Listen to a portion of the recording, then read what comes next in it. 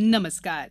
प्रादेशिक समाचार दर्शन के आज के अंक में आप सभी का बहुत बहुत स्वागत है। मैं हूं आपके साथ संयुक्ता बैनर्जी। इस कार्यक्रम के जरिए हम आपको बताते हैं कि पिछले एक सप्ताह में प्रदेश के विभिन्न जिलों में क्या कुछ रहा खास। तो आइए आज के इस अंक की शुरुआत करते हैं।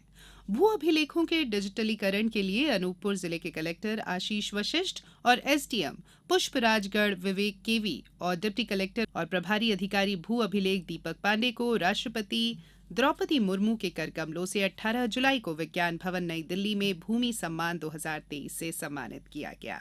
पूरे प्रदेश के 15 जिले ऐसे रहे जिन्हें इस दौरान सम्मानित किया गया। अनूपपुर से हमारे संवाददाता इस पर अधिक जानकारी साझा कर रहे हैं। उल्लेखनीय है कि डिजिटल इंडिया भूमि अभिलेख आधुनिकीकरण कार्यक्रम के अंतर्गत मुख्य घटकों के लिए संपूर्णता प्राप्त करने में अनूपपुर जिला द्वारा उत्कृष्ट प्रदर्शन किया गया है। इसी तर्ज पर अनूपपुर के साथ साथ मध्य प्रदेश के 14 अन्य जिलों को भी यह सम्मान दिया गया था। भूमि सम्मान योजना विश्वास और साझेदारी पर आधारित केंद्र राज्य का एक अच्छा उदाहरण है, क्योंकि भूमि अभिलेखों के कंप्यूटरीकरण एवं डिजिटलीकरण की श्रेणी प्रणाली मुख्य रूप से राज्य और केंद्र शासित प्रदेशों की रिपोर्ट और इनपुट पर आधारित होती है। इससे भूमि रिकॉर्ड और पंजीकरण की डिजिटलीकरण प्रक्रिया से भूमि विवाद से जुड़े लंबित अदालती मामलों को बड़े पैमाने पर काम करने में मदद मिलेगी। इससे भूमि विवादों से जुड़े मुकदमों के कारण रुकी हुई परियोजनाओं की वजह से देश की अर्थव्यवस्था के सकल घरेलू उत्पादन से होने वाले नुकसान में भी कमी आएगी। प्रादेशिक समाचार दर्शन के लिए अनूपपुर से मैं अजीत मिश्रा। आगामी विधानसभा निर्वाचन से पहले प्रदेश में शिवराज सरकार द्वारा विकास पर्व मनाया जा रहा है।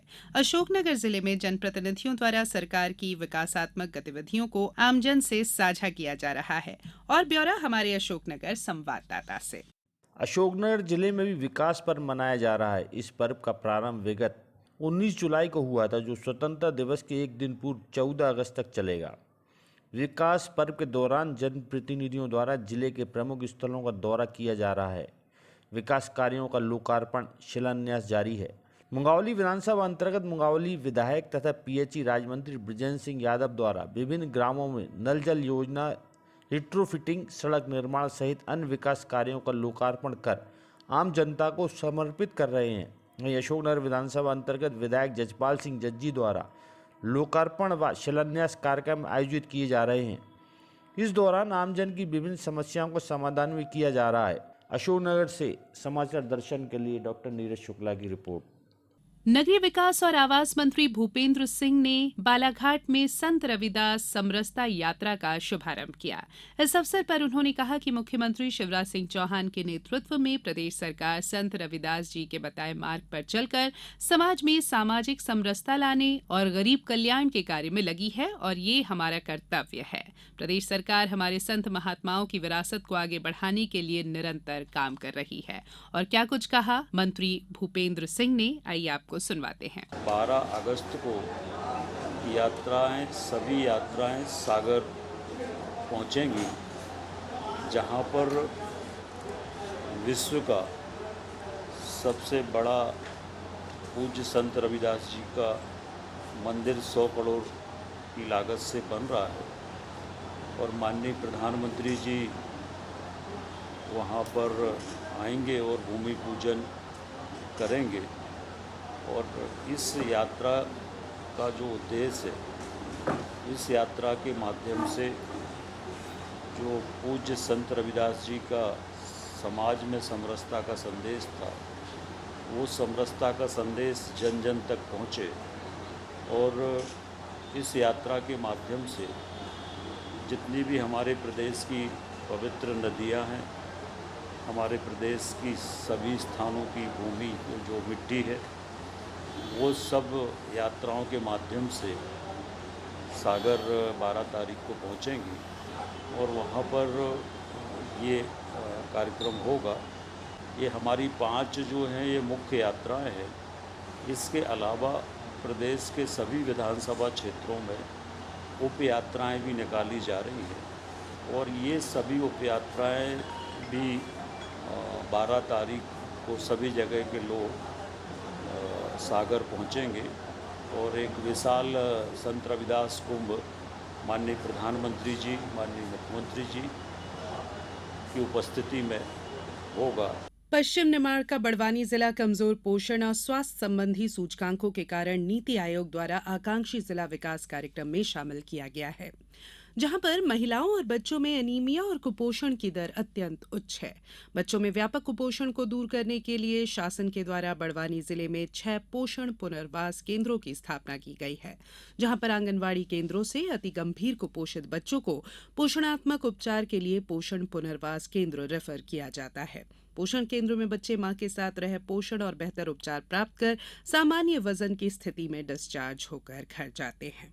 बाल कुपोषण से मुक्ति के लिए जिला कलेक्टर राहुल हरिदास फटिंग ने फरवरी 2023 से जिले में नया नवाचार मिशन बाल शक्ति शुरू किया है। अब कुपोषण केंद्र से डिस्चार्ज किए बच्चों को बैंक नोट प्रेस देवास के वित्तीय सहयोग से 3 किलो ड्राई फ्रूट के लड्डू दिए जाते हैं।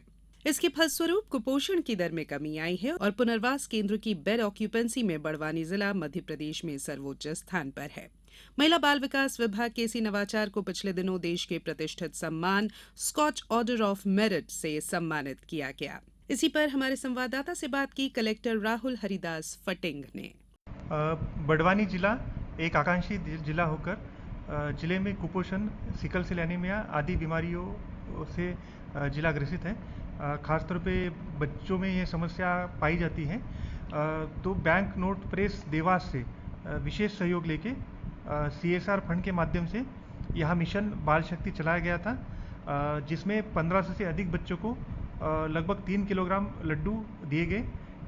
ये ऐसे बच्चे थे जिनको जो कुपोषित होकर जिनको चिन्हित कर NRC में एडमिट किया गया, उनका इलाज किया गया और साथ में अतिरिक्त पोषण जो है बैंक नोट प्रेस देवास के माध्यम से दिया गया।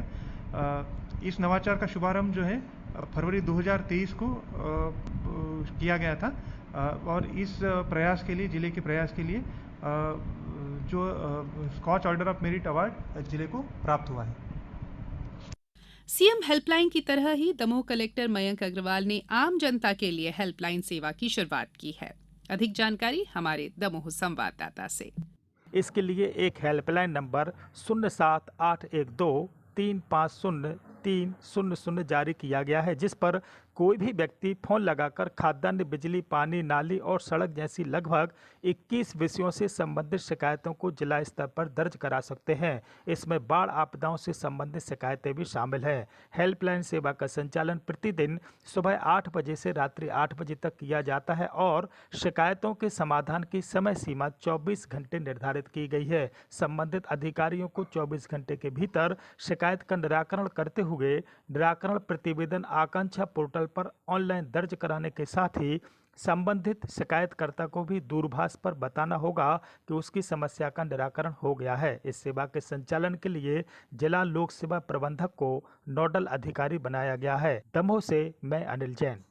भिंड जिले में प्रधानमंत्री फसल बीमा योजना के अंतर्गत खरीफ 2023 सीजन में फसल बीमा के प्रचार प्रसार के लिए प्रधानमंत्री फसल बीमा योजना जागरूकता अभियान के अंतर्गत प्रचार वाहन चलाया जा रहा है। प्रधानमंत्री फसल बीमा योजना की जानकारी किसानों तक पहुंचाने के लिए जिले के सभी विकास खंडों के अंतर्गत प्रत्येक तहसील, ग्राम पंचायतों, गांव में जागरूकता रथ प्रचार प्रसार के लिए घूम रहा है।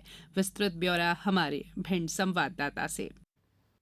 फसल बीमा प्रचार प्रसार जागरूकता रथ को collector doctor Satish Kumar S ने कलेक्ट्रेट परिसर से हरी झंडी दिखाकर रवाना किया। इस अवसर पर उप संचालक कृषि प्रधान सुजान शर्मा, फसल बीमा जिला प्रबंधक पुष्पेंद्र सिंह, कृषि विभाग के अन्य सदस्यगण व जिले के सभी फसल बीमा प्रतिनिधि उपस्थित रहे। Collector doctor Satish Kumar S ने इस अवसर पर कहा, ग्राम स्तर पर रथ अधिकाधिक प्रचार प्रसार करे, जिससे किसानों में योजना के प्रति जागरूकता आएगी तथा अधिक से अधिक किसानों को मालूम होगा कि प्राकृतिक आपदाओं में सुरक्षा कवच के रूप में फसल का बीमा क्यों आवश्यक है। उप संचालक कृषि शर्मा ने कहा कि जिले के मौसम खरीफ 2023 सीजन हेतु अनुसूचित फसलें पटवारी हल्का स्तर पर बाजरा, धान तथा तहसील व जिला स्तर पर तिल, ज्वार एवं उड़द है। प्रधानमंत्री फसल बीमा योजना के अंतर्गत खरीफ सीजन हेतु मात्र 2% प्रीमियम ही किसानों को जमा करना होता है। शेष प्रीमियम राशि सरकार की ओर से सब्सिडी के रूप में देय होती है। यह रथ जिले के सभी विकास खंडों में भ्रमण करेगा तथा ऑडियो पेम्पलेट्स आदि के माध्यम से कृषकों को फसल बीमा के लाभ तथा बीमा कराने की प्रक्रिया के बारे में गांव-गांव जाकर जागरूकता करने का कार्य करेगा। प्रादेशिक समाचार दर्शन के लिए भिंड से अनिल शर्मा। राष्ट्रीय ग्रामीण आजीविका मिशन जिला पंचायत बैतूल द्वारा संचालित स्व सहायता समूह की दीदियों को आत्मनिर्भर बनाने के लिए कलेक्टर अमनबीर सिंह बैस द्वारा लगातार नवाचार किए जा रहे हैं। कलेक्टर के इन्हीं प्रयासों से स्व सहायता समूह की महिलाओं को रेशम पालन से तरक्की की नई राह मिल रही है। पेश है हमारे बैतूल संवाददाता की रिपोर्ट। रेशम विभाग के वित्तीय सहयोग एवं स्वयंसेवी संस्था प्रदान के तकनीकी मार्गदर्शन में जिले के आदिवासी बाहुल्य भीमपुर एवं चिचोली ब्लॉक की स्व सहायता समूह की 160 महिलाएं शहतूत की खेती कर रेशम पालन गतिविधियां संचालित करेंगी। रेशम विभाग के अधिकारियों द्वारा रेशम पालन के लिए शहतूत की खेती करने 160 एकड़ भूमि का सत्यापन कर लेआउट का कार्य पूर्ण किया जा चुका है। SHG की प्रत्येक दीदी 1 एकड़ में शहतूत की खेती कर रेशम पालन करेगी। 20 जुलाई से शहतूत का पौधरोपण शुरू हो गया है। रेशम पालन से प्रत्येक दीदी को 1 वर्ष में 1 लाख से अधिक की राशि की आय होने का दावा रेशम विभाग के अधिकारियों द्वारा किया गया है। NRLM के बैतूल DPM सतीश पंवार ने बताया कि कलेक्टर के निर्देश पर पायलट प्रोजेक्ट के तहत भीमपुर एवं भैंसदेही ब्लॉक में HSG की 20 दीदियों को रेशम पालन गतिविधियों में संलग्न किया गया था। पायलट प्रोजेक्ट में शामिल कुछ दीदियों ने प्रथम बार में 40 से 50 किलो एवं वर्ष भर में लगभग 150 किलो कोकून का उत्पादन किया, जिससे उन्हें लगभग 75,000 रुपये की आमदनी हुई। रेशम विभाग के अधिकारियों से मिली जानकारी के अनुसार 1 एकड़ में शहतूत की खेती कर रेशम पालन करने से प्रतिवर्ष 1 लाख से अधिक की आय हो सकती है। बैतूल से मयंक भार्गव।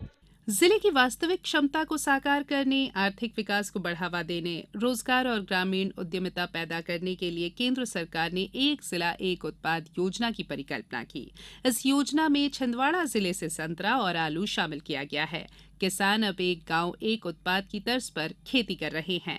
अधिक ब्यौरा हमारे छिंदवाड़ा संवाददाता से। बहुफसलीय कृषि परंपरा वाले छिंदवाड़ा जिले में 33 प्रकार के अनाज के साथ दलहन और तिलहन फसलों का उत्पादन होता है। इसके अलावा सब्जी की खेती होती है। बीते कुछ सालों में किसानों ने स्थानीय स्तर पर एक नई परंपरा को जन्म दिया। किसानों ने बाजार की मांग के अनुरूप अनाज, सब्जी और फलों की खेती को बढ़ावा दिया और देखते ही देखते जिले के कई गांव अपनी फसलों के लिए छिंदवाड़ा ही नहीं बल्कि आसपास के महानगरों में चर्चित हो गए हैं, जिसमें ग्राम झरलिंगा के भारी भरकम कद्दू प्रदेश के महानगरों में आसानी से नजर आते हैं। झरलिंगा में सालों से कद्दू की खेती परंपरागत तरीके से हो रही है। यहाँ किसान खुद ही बीज तैयार कर हर साल लगभग 150 एकड़ में कद्दू की खेती कर रहे हैं। इसी तरह छिंदवाड़ा जिले का स्वीट कॉर्न उत्पादन के मामलों में अपनी अलग ही पहचान बना चुका है। जिले के स्वीट कॉर्न उत्पादन का केंद्र बिंदु उमरेठ को माना जाता है। उमरेठ तहसील के ग्राम रिधोरा छावड़ी गांव में कैप्सूल तरबूज और पीले खरबूज की नेपाल में खासी मांग है। दोनों गांवों में लगभग 700 एकड़ रकबे में तरबूज और खरबूज की खेती होती है। छिंदवाड़ा से मैं राकेश प्रजापति। मैं जितेंद्र सिंह, उप संचालक कृषि छिंदवाड़ा। मैं बताना चाहूँगा कि छिंदवाड़ा जिला न सिर्फ प्रदेश बल्कि मैं समझता हूँ पूरे देश का सर्वश्रेष्ठ फसल विविधता वाला जिला है। फसलों की हम बात करें तो मुख्यतः यहाँ की जो खरीफ की फसल है वो मक्का है, जो कि प्रदेश ही नहीं देश में भी सर्वाधिक क्षेत्र में है।